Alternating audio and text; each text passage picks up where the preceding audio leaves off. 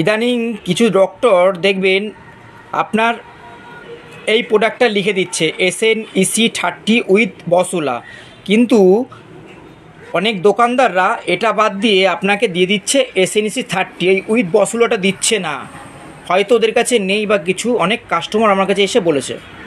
আমি বুঝলাম তার কারণ হচ্ছে আমাকে যখন প্রেসক্রিপশনটা দেখাচ্ছে, আমি যখন এই প্রোডাক্টটা দিতে যাচ্ছি তখন বলছে আপনি ভুল দিচ্ছেন।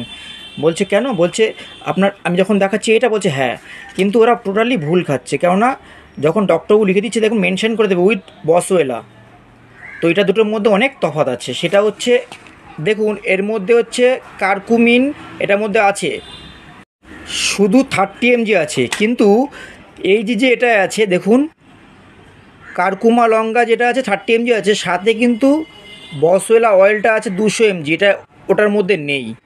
এই কারণেই ওষুধ খাচ্ছেন কিন্তু ব্যথা সারছে না। দুটোর মধ্যে অনেক বিস্তর ফারাক আছে বলছি। এই বসওয়েলাটা এটি একটি গাছের প্রজাতি যার নির্যাস থেকে লোবান তৈরি হয়।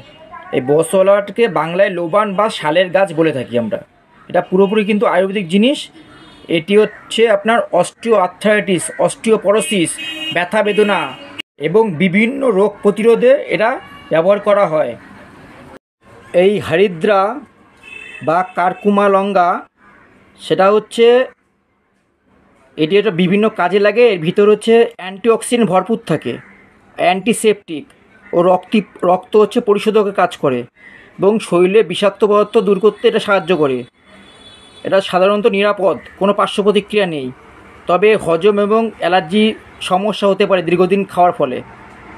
যদি আপনি হরিদ্রাটা সিঙ্গেল কিনতে পাওয়া যায়, সেটা যদি খান তাহলে এরকম সমস্যা হতে পারে।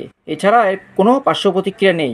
এই হরিদ্রা হচ্ছে আপনার হলুদ, এটা হচ্ছে এই SNEC30 বসুলাটা হচ্ছে আরব্রো ফার্মাসিউটিক্যালের মাল, আর এটার দাম হচ্ছে আপনার 990 টাকা।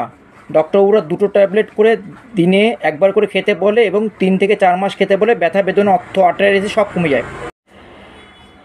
এইগুলো যখন পাবেন না তখন দেখবেন ডক্টর যেখানে বসে তার নিকটবর্তী দোকানদারের কাছে গিয়ে খোঁজ লাগাবেন, সব পেয়ে যাবেন। তাহলে আর হন্য হয়ে ঘুরতে হবে না। যেখানে ডক্টররা বসে তার আশেপাশের দোকানগুলোতে খোঁজ লাগাবেন। 30টা ক্যাপসুল থাকে 990 টাকা আপনার MRP।